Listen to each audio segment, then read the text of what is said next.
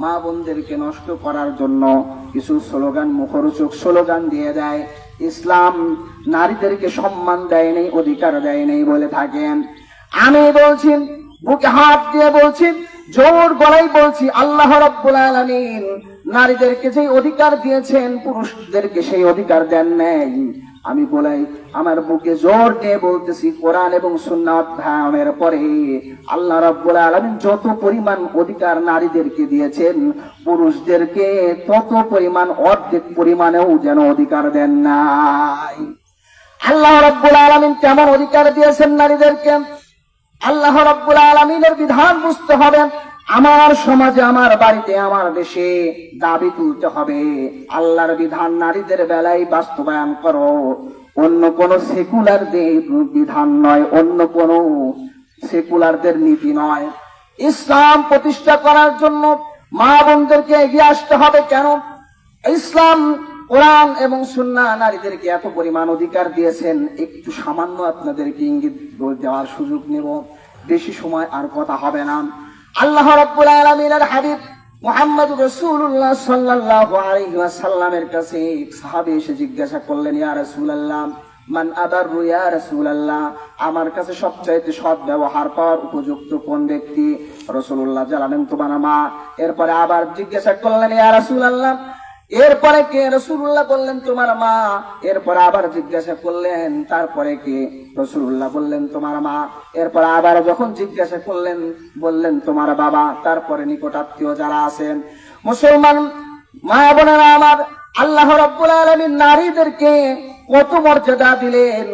এখন বলতে পারেন, এই জায়গায় তো নারীদেরকে সম্মান দেওয়ার কথা, শ্রদ্ধা জানানোর কথা জানানো হলো ঠিকই, কিন্তু যখন মিরাজ বন্টন হয়, যখন বাবার সম্পত্তি বন্টন হয়, বন্টনের ক্ষেত্রে তো দেখা যায় ছেলেদেরকে যা যা হয় নারীদেরকে তার অর্ধেক দেওয়া হয়। তাহলে এই জায়গায় তো নারীদেরকে কম দেওয়া হলো আর পুরুষদেরকে বেশি দেওয়া হলো। নারীদেরকে কম দেওয়া হয়েছে, পুরুষদেরকে বেশি দেওয়া হয়েছে। এই কথাটা সত্য কথা, কিন্তু অধিকার নারীদেরই বেশি প্রতিষ্ঠিত। এই কথাটা বোঝার জন্য খেয়াল করতে হবে, কথাটা পিছন থেকে লক্ষ্য করতে হবে।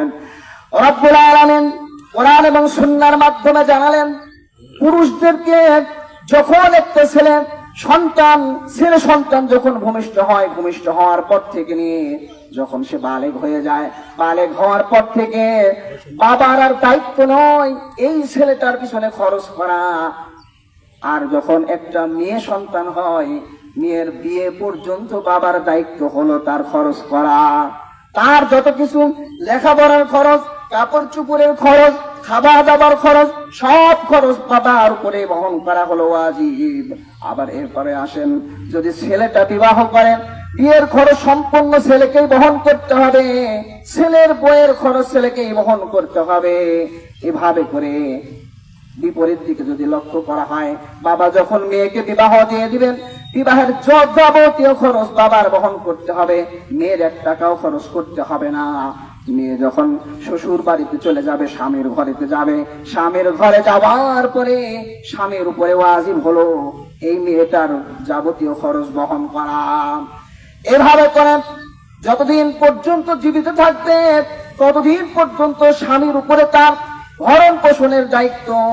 শুধু তাই না, এর বাহিরেও নারীর উপরে আল্লাহ রাব্বুল আলামিন নারীর সম্মানে পুরুষকে বললেন, তুমি তার মহারণা পরিশোধ করো।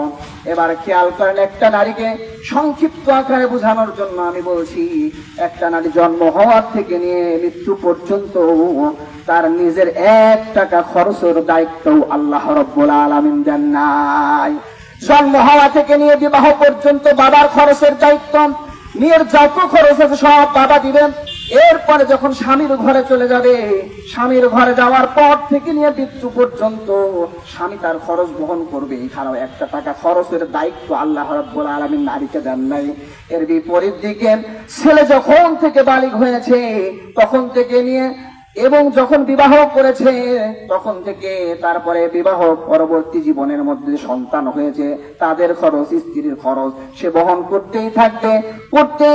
শুধু তাই না, মৃত্যু পর্যন্ত তাকে বহন করতে হবে। বাবা মা এমনকি যখন বৃদ্ধ হয়ে যাবে, কর্মক্ষম আর থাকবে না, বাবা মারও দায়িত্ব নিতে হবে।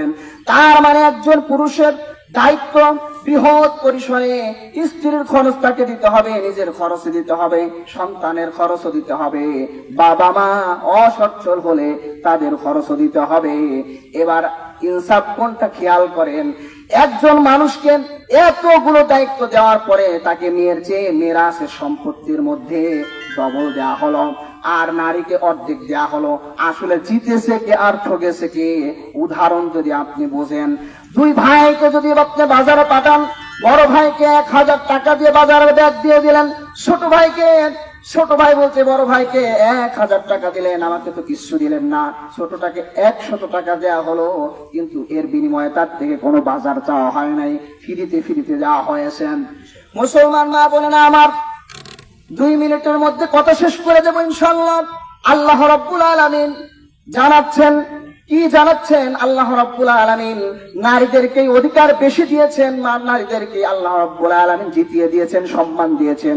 নারী শুধু অধিকার আর অধিকার, পক্ষান্তরে পুরুষের শুধু দায়িত্ব আর দায়িত্ব, কর্তব্য আর কর্তব্য। বড় ভাই আর ছোট ভাই যখন বাজারে যায়, বাজার করতে গিয়ে দেখা যায় বড় ভাইয়ের ওই 1000 টাকা শেষ হয়ে গেছে।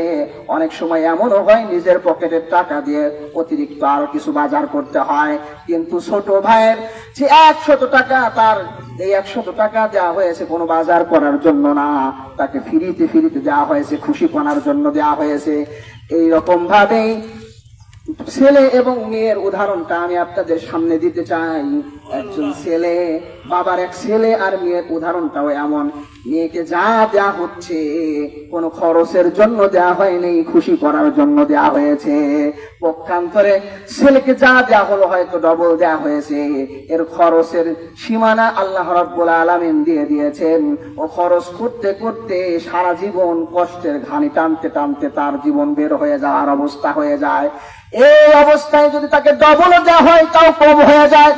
আর নারীকে কোনো কিছু খরচের দায়িত্ব, 1 টাকা পর্যন্ত খরচের দায়িত্ব আল্লাহ রাব্বুল আলামিন দেন নাই। এখন অর্ধেকও যদি দেওয়া হয়, এটা কত বেশি হয় আপনি বসে হিসাব করলে পেয়ে যাবেন। এজন্য যেসব নারীবাদীরা বলে ইসলাম ঠকিয়েছে, ইসলাম ঠকায় নাই। ইসলাম নারীকে অধিকার দিয়েছে, বেশি অধিকার দিয়েছে, আর পুরুষকে দিয়েছে বেশি দায়িত্ব। আল্লাহ রাব্বুল আলামিন আমাদেরকে এই সমাজে, এই পরিবারে, আমাদের দেশে ইসলাম যেন বুলন্দ হয়, ইসলাম যেন প্রতিষ্ঠিত হয়। মা বোনদের কাছে আমার আবেদন, মা বোন হলেন ঘরের মধ্যে সন্তানদেরকে মানুষ করার প্রথম কারিগর। আপনাদেরকে একটা ছেলেকে প্রকৃত মুসলমান হওয়ার জন্য শিক্ষা দিতে হবে, প্রকৃত ইসলামের শিক্ষা দিতে হবে। মেয়েদেরকে মহিলা মাদ্রাসায় দিতে হবে, ছেলেদেরকে পুরুষ মাদ্রাসায় দিয়ে দিনের এক সৈনিক তৈরি করতে হবে। এবং নারীদের এই অধিকারগুলো যেন প্রতিষ্ঠিত হয়, কোন পুরুষ যেন এটাকে নষ্ট না করতে পারে। এই জন্য দাবি তুলতে হবে এদেশে, এ সমাজে, এ পরিবারে কোরআন সুন্নাহর আইন চাই। তাহলে একজন নারী সুরক্ষিত থাকবে, একজন নারী অধিকার পাবে, সকল অসহায় মানুষের অধিকার প্রতিষ্ঠিত হবে। আল্লাহ রাব্বুল আলামিন আমাদের সকলকে যেন ইসলামের পক্ষে থেকে কাজ করার, যার যেই পরিধি আছে, যেই জায়গা আছে, সেই জায়গায় এই আওয়াজ উঠানোর এবং প্ল্যান প্রোগ্রাম নেওয়ার তৌফিক দান করেন সকলে বলি।